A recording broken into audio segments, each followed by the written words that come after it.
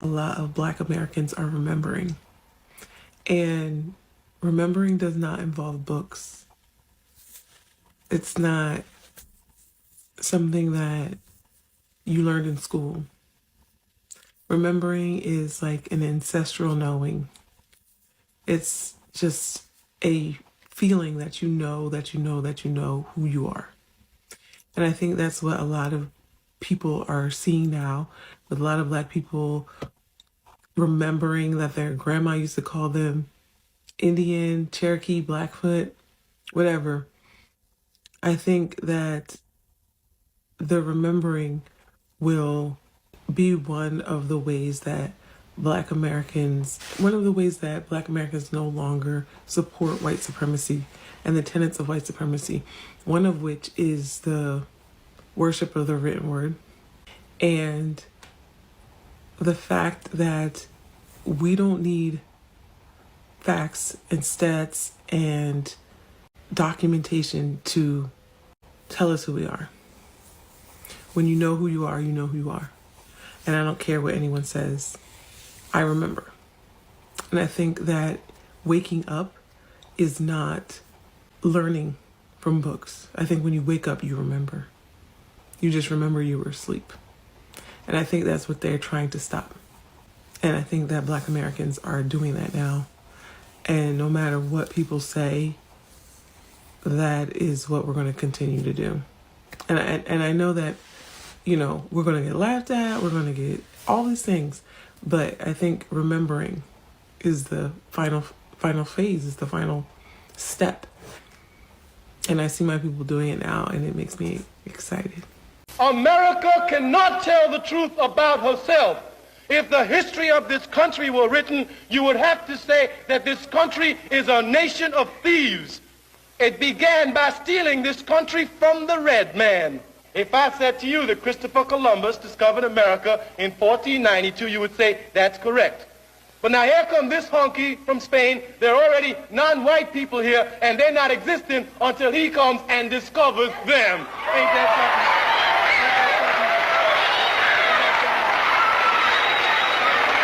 something? All their heroes have been white. They make you bow down to George Washington as your hero. Did they ever tell you that that honky owned slaves? Did he ever tell you that? Yeah. Not only did he own slaves, he sold a black woman for a barrel of molasses, and he's supposed to be our hero. Our hero. Yeah. We have to begin to unbrainwash ourselves. The biggest lie that this country has told about us is that we are lazy. And here goes some of us running around. Yeah, you know how black people are lazy. We are lazy. White people are so lazy, they stole us to do her work for her, but she was too lazy to do it.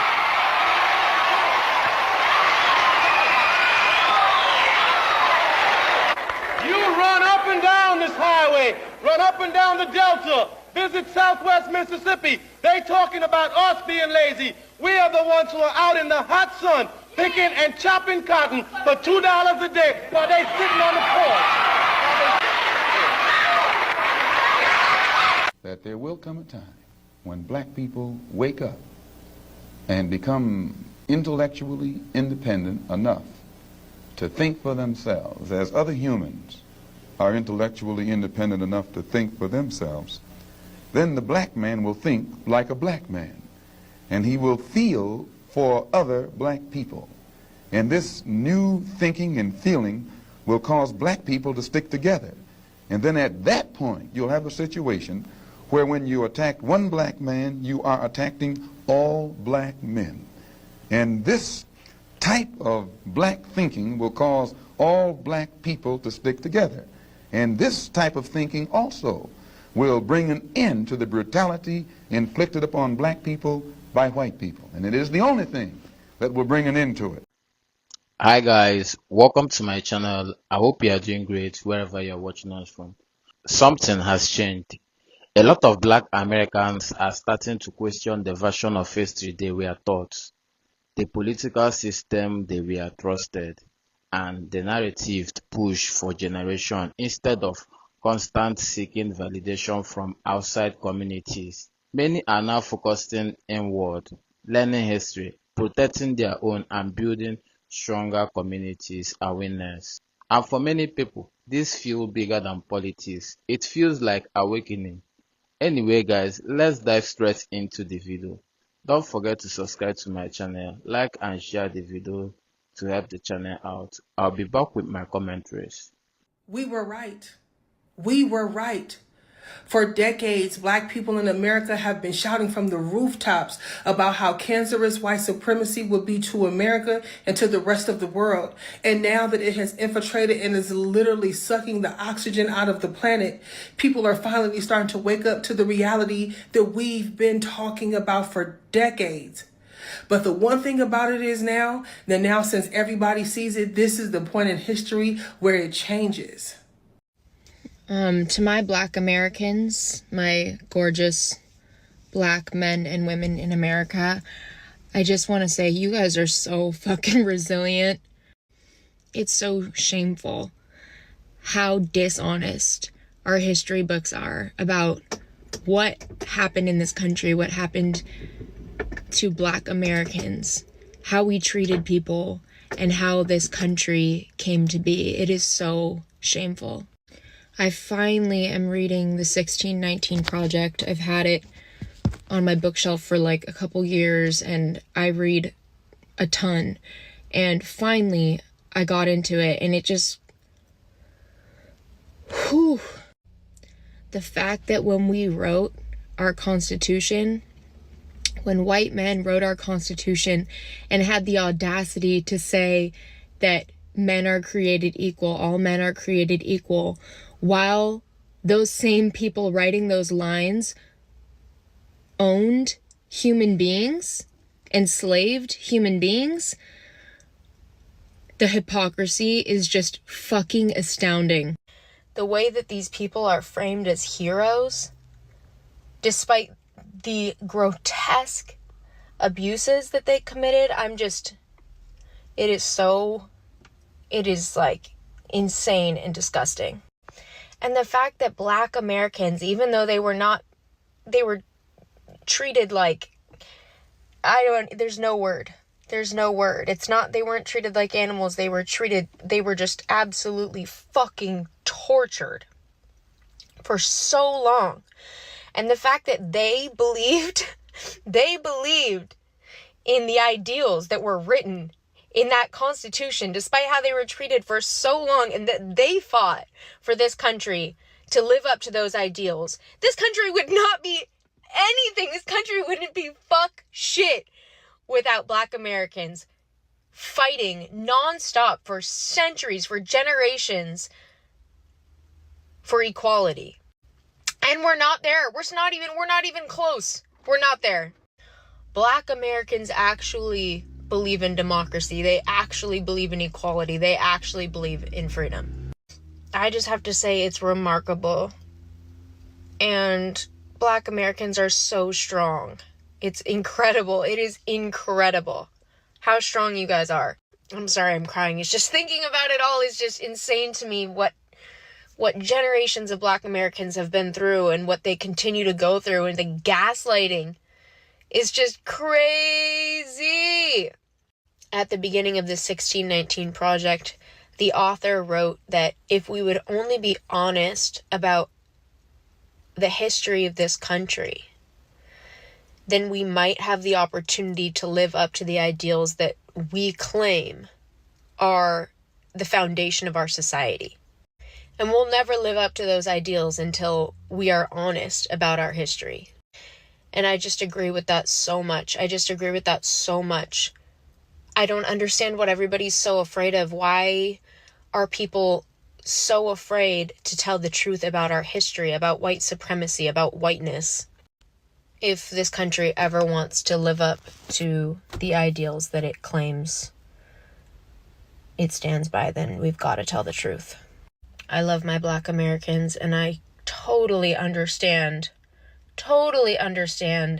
the anger and the helplessness and the frustration and just anything and everything y'all feel like. I totally understand.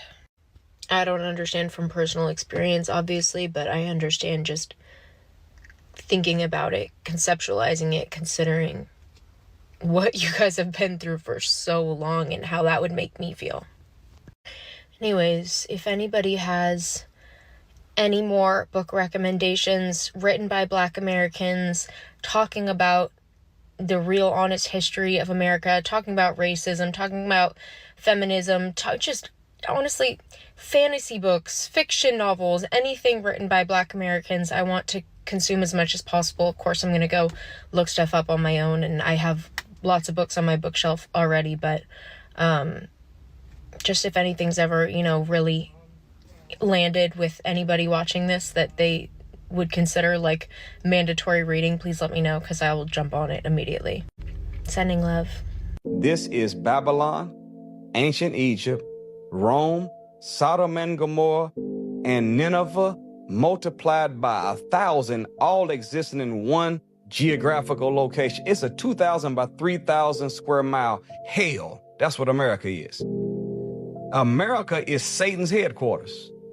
This is where the evil is rooted at and where it's spread all over the world. So, we gotta come out. We hostages right now.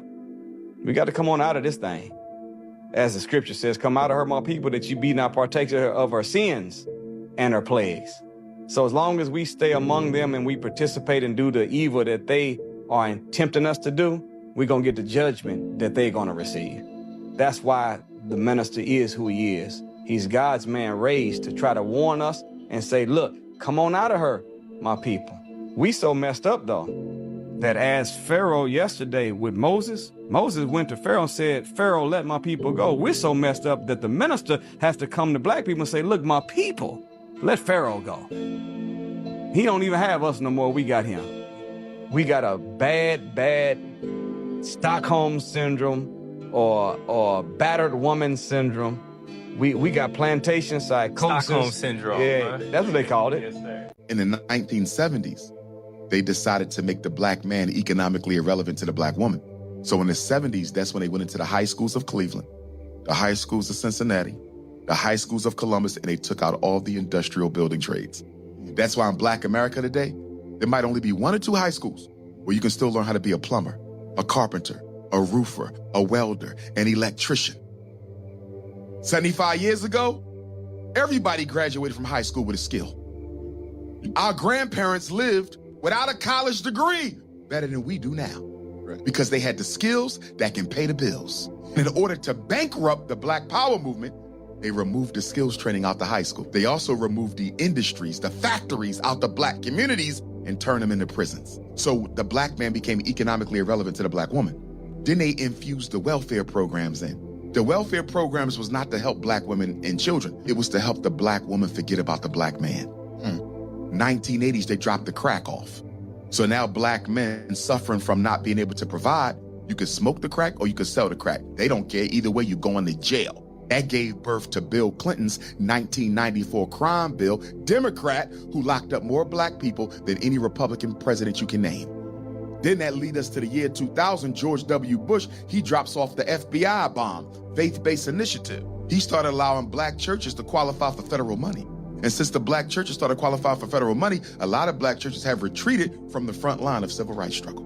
That's why when you go to most black cities, it's hard to find a church that's at the forefront of fighting against miseducation, mass incarceration, police extermination, gentrification, and economic apartheid, because they're getting paid to stay out of it. Folk are starting to see that there's a reason why black Americans kept refusing to protest, right? Because we know these people better than they know themselves. We keep telling everybody that, but everybody don't believe us, okay?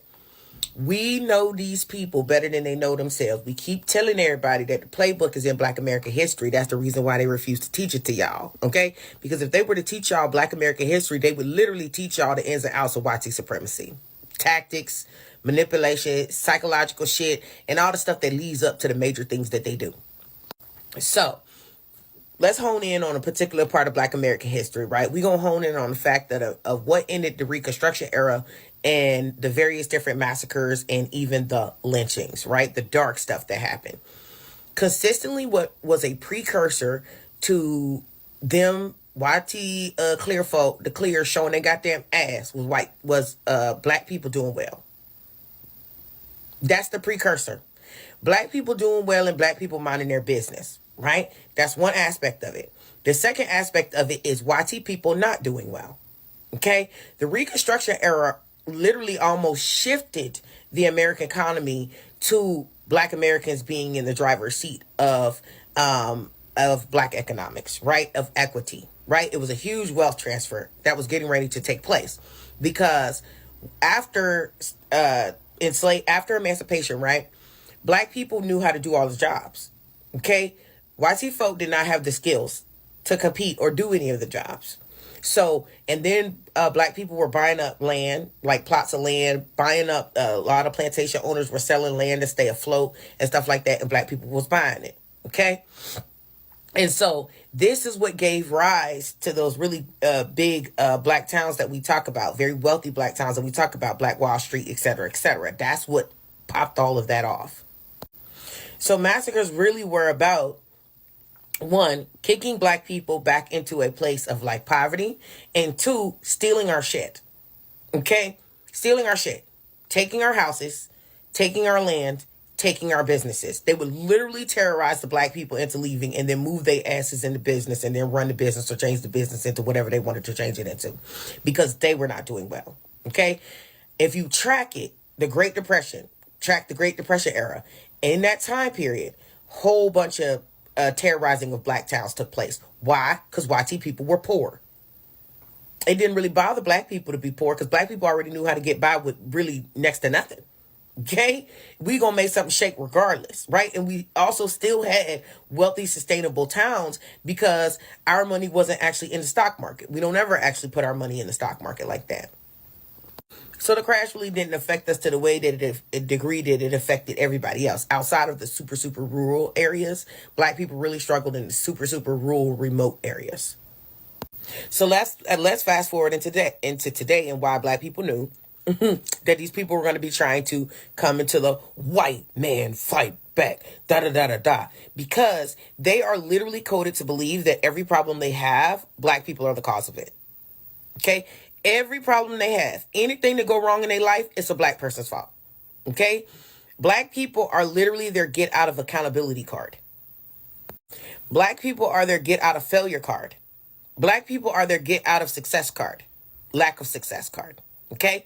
Anytime things do not go the way that they think that it should, the privilege ain't privileging and the supremacy ain't supremacy, they are looking for a way to make black people the problem.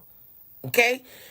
Black people and we know because black people was on the other side of fucking town. We talking about people who get in a fight with their white wife, okay, over their white marriage issues, and then go into a black neighborhood and try to kidnap a black woman or kidnap a black man for something. Even if you go into like the lynchings that occurred, my wife said that the black man was looking at me. No, his wife was literally fucking another white man. And they didn't want to sit up there and deal with that issue. So they went and put it on a black man and terrorized the black neighborhood. Okay? Black people have been the scapegoat for white people issues for hundreds of years. This is like epigenetic coded in them. Okay? They don't know how to cope with problems that are created by them. Okay? They don't know how to cope with the shit that they actually fucking cause. Okay? And the fact that black people are refusing to come outside, black people are not giving them an out. That is why we held off. And that's why we chilling.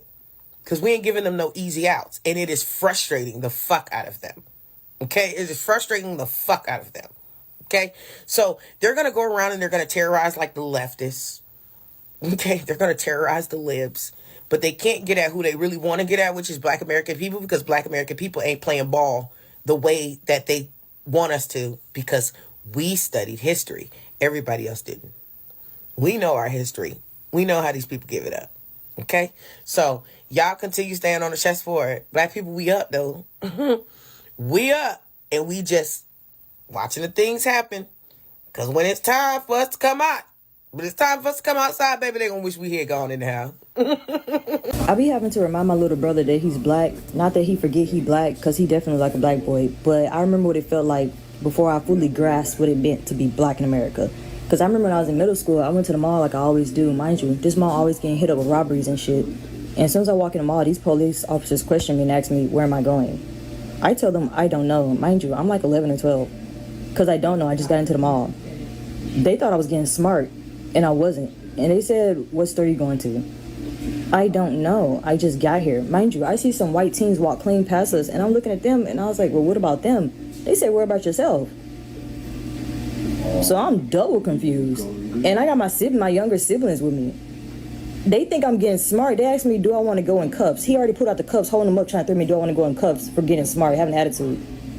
I'm so confused because I'm like, what the fuck? I just got here. But luckily, by the grace, they got a call and they had to run off because, like I said, it was a robbery that had just fucking happened in the mall, that same fucking store, by the way. After that shit happened, bro, I just turned around and called my grandmother and told her to come pick us back up.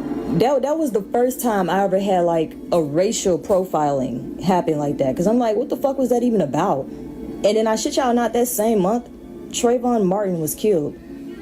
And that completely awakened me to being black in motherfucking America. And everybody else who was my age and my school, I remember it was a whole thing where, and we were middle schoolers, the whole school decided to wear black in support of Trayvon Martin. I remember that shit like it was yesterday when Trayvon got killed. We couldn't believe that it was a debate going on about what he did. What the fuck? We're like, he didn't do anything. Why is Zimmerman getting off? Why is Zimmerman not in cuffs? Why is Zimmerman like, we're confused at, bro. And I think it's a lot of other people in my generation too, who, 98 babies. I don't know about anybody else, but 98 babies. We remember that like it was yesterday. A lot of us, that was our first time really being awakened to what it is for us. I never knew, none of us never knew it was like that. Mind you, some of us probably did have the talk and shit like that, but we didn't fully grasp it until that situation happened. And I thought about the mall situation, was like, I got racially profiled. What the fuck? And I literally wasn't even all the way in the fucking mall, and they came up to me, questioning me, and then trying to cuff me. And my siblings are younger than me, right? They were about to cry and shit, because they thought I was gonna go to jail. You know, younger siblings are dramatic, but whatever. They was about to start crying, thinking I'm about to get arrested. Me, I'm genuinely confused, and I don't back down for shit. I'm just like, I'm not doing anything. The fuck you mean you finna put me in cuffs for attitude? And in my head, I'm thinking they can put me in cuffs for attitude. I don't know the fucking law. I'm literally a late middle schooler. But I'm just thinking like, I'm not doing anything wrong. I always had that mindset of, if I'm not doing anything wrong. But quickly, I got, what's the term? It's not awakened. It's not hip. I'm gonna just say hip. I got hip to the fact that it doesn't matter if I'm not doing anything wrong. They would still target you and still treat you like complete, utter shit. No matter how young you are, they don't care. Like, and that's a lot of shit that Caucasians will never ever go through in their entire life. And honestly, I won't say I hate y'all for it, but I severely don't like y'all for it. That y'all would never know what that feel like. And y'all would never know what that feel like, and y'all still bitch and moan. That's what really gets me. Y'all don't know what true suffering is. Y'all don't even know what it slightly is in this fucking country. And y'all still bitch and moan about everything. About how stuff is not fair. Like, I don't even want to get into detail about all the shit that y'all think is not fair. And if y'all want something changed in America, it does get changed. Like, this whole dog situation, where they allowing dogs everywhere, it's because of white people. Because y'all don't want to go nowhere about your fucking shitwater ass animals. Damn. You don't need your dog at the grocery store. And if you do, I'm sorry. Maybe you shouldn't be going to the grocery store. Fucking Uber Eats I don't know. Do something. But a pet in a grocery store is just fucking crazy. Pets are allowed every fucking where now. Because of white people. Literally, when they want some shit changed, shit get changed every single time. Even the whole, gender restroom things. Not that I have a problem with that. I'm no shape, form, way saying I have a problem with that. I'm saying that shit didn't really get changed until the white gays start applying pressure on it, saying like, oh, I want to be able to, and shit got changed. I can't even remember what that fucking white dude TV show is who got canceled. Him. They wanted that funky ass TV show back, and it came back within, was it a couple days? Was it a week? It was less than a month. I think it was a week. I think it was less than a week. His show came back on. You know exactly who this is. Y'all can't even boycott things that would help humanity, and y'all boycotted for a TV show and got it back. Like, there's so much privilege y'all have that y'all just and y'all just bitch and moan. I've never seen I'm sick. I've never seen a group of people have so much fucking privilege and be seen as the pinnacle of human beings and still bitch and moan as if they're the lowest tier. It honestly does angers me. So that's not the only reason why I don't like y'all. Honestly, I'm not gonna lie to you. I probably could make a long ass video on why I don't like y'all, but I'm just not gonna do that. But yeah, back to what I was talking about. Yeah, I have to remind my brother certain things he can and cannot do, because I remember being that age and nobody really told me. We were raised by our grandparents. Our grandparents really didn't, they did a great job raising us, but they didn't really tell us, like, break it down, like, you know, you can't be because you're black. They never really taught us any of that. So yeah, I try to remind him as much as I can until it clicks in his head. And I'm hoping nothing has to happen like it did for me for it to click in his head, because nobody told me. So that's why I make it my mission to tell him, or tell either of my other siblings, like, you know, you have to be a little bit more mindful than your peers, especially one of my siblings.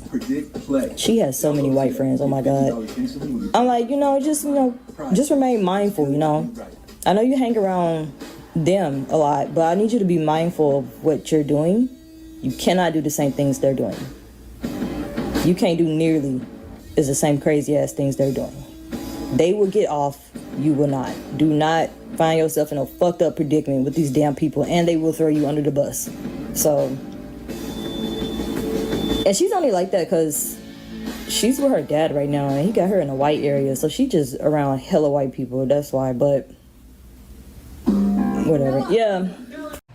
Why do you think they're covering the sun? We about to activate. We've already activated, and I love this comment so much. I wish I could pin it. We've already activated. Look what's going on. Look at what's going on. Think about how blatantly racist everyone is on the internet right now. Do you know why? It's because we're not complicit. We don't put our heads down anymore. I've been seeing so many videos of us literally physically fighting back when we've been confronted with violence. This is a new timeline. It's only been literally like maybe 60 years, 65 years since the civil rights movement. White people used to beat they used to whip our ass. They used to hang us from trees like strange fruit. They were still eating us in the 60s. We don't talk about this. Literally, we experienced the most heinous things after the so-called slavery was abolished in the 1900s in this country. They stole our lands. They flooded us out. They burned and bombed everything. But now we're waking up. Even though they try to co-opt woke, they fucking steal and colonize everything we come up with. But we're all waking up and we're collectively getting on one band, one sound, and everybody's losing their shit. That's why they're coming out the woodworks, like saying, oh, and of course, you know, the president makes them feel like they don't have to hide anymore. But the fact that we have a voice to say something back, this is why I can't do it on here. But on my YouTube channel, I say the most vile stuff to these people. When they talk to me crazy, I go for the jugular because we are activated.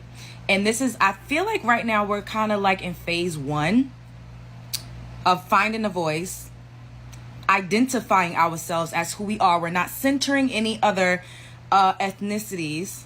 We're not centering anyone else. And that's why other people losing their shit over that, because they're so used to being centered. We've never centered ourselves as Black Americans. We've always been super inclusive while being disrespected, disregarded, abused. We're like the kid that was constantly bullied, and now we're fighting back because we have been activated. And it is so fucking beautiful to see. What a time to be alive. I am extremely grateful to be alive to witness this. We are all living our ancestors' wildest dreams. To have autonomy. All of the things that they fought for, all of the things that they withstood, all of the strife, a lot of them did not survive. We are the ones that survived. it just makes me feel, I feel like I want to cry. Like, words can't describe. Like, we are the ones that survived. Do you know how fucking powerful that is? And this is phase one. And I'm saying this is phase one because we're starting to have the conversations. We're starting to fucking put our foot down. We're starting to embrace who we are fully. We ain't never, this is some new ass shit. This is some new age ass shit, and everybody's losing their fucking minds. I am so proud. I truly am. Phase two, I know I have an idea of what phase two is going to be, but I'm not about to say it on here. But we're going to start to gather in the physical and start working on phase two. Spread love is the Brooklyn way. We're activated. I'm so happy. Y'all know what I'm so happy about right now. Just looking down TikTok, looking all around TikTok, and I see that Black America has finally awakened to the fact that the Democrat Party, let me say it this way, that Black America has reawakened to the fact that the Democratic Party is essentially the plantation. Our pigmentation no longer is determining that black vote. And it's so good to see younger generations catching on to this on their own. I'm so glad to see people educating themselves before they go to vote, and they're looking back at things historically.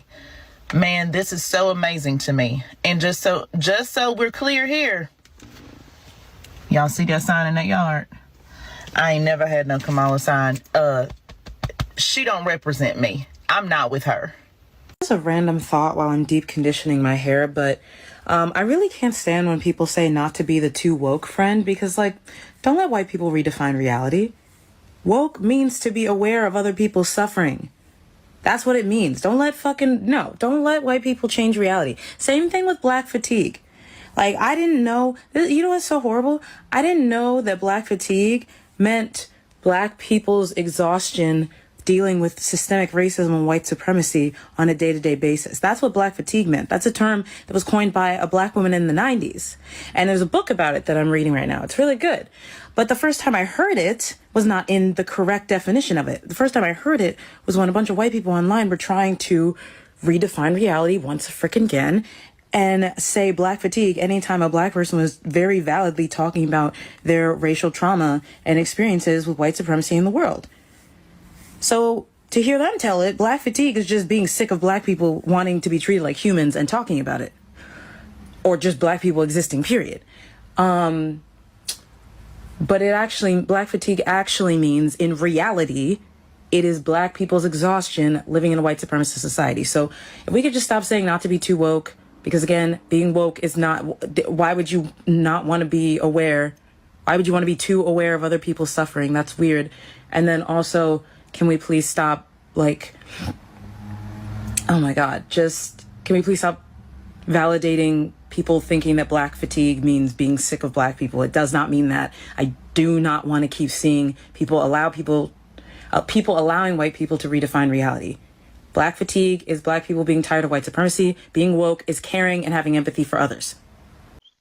Welcome back, guys. One of the biggest ideas in this conversation is the idea of remembering. Not remembering from textbooks, but realizing that a lot of history was either hidden, softened, or completely rewritten. More people are starting to notice the contradiction in American history. The same country that preached freedom also built wealth through slavery and oppression. And now, thanks to social media and independent creator online, younger generations are questioning everything they were taught. That's why the word woke became so controversial. Originally, it simply meant being aware of injustice, manipulation, and historical truth. But awareness threatens systems that rely on ignorance. Another major point is economic independence. Some speakers argue that trade programs and practical skills were slowly removed from many urban schools, making it hard for black communities to build longer-term wealth and independence. Whether people agree with every detail or not, many younger black Americans are no longer blindly loyal to political parties. Instead, they are researching histories, politics, and voting records for themselves. People are asking tougher questions now. Who actually benefits? Why do the same problem continues every generation? And why are black communities always used during election season but ignored afterward? At the same time, many people are emotionally exhausted from constant explaining racism, fighting for empathy, and being turned into political talking points. So instead of protesting non-stop, many are choosing self-preservation, focus on their business, education, mental health, and community support. And that silence is making some people uncomfortable because silence doesn't always mean weakness. Sometimes it means people are focusing and moving strategically. The internet also changed everything. Young creators are openly debating history, politics, and race online without fear. Instead of staying quiet, many are pushing back intellectually and encouraging others to study history for themselves. Whether people agree with every argument or not, one thing is clear: a major cultural shift is happening. At the center of all this is knowledge. The moment people learn about history, the harder it becomes to follow old narrative. And many black Americans now feel like they are entering new era focused on unity, awareness, economics, and self-preservation. Something is changing and more people are starting to notice it. Anyway guys, what do you think about this video? Drop your thoughts in the comment section and don't forget to subscribe to my channel, like and share the video to help the channel out. See you in my next video. For now, peace.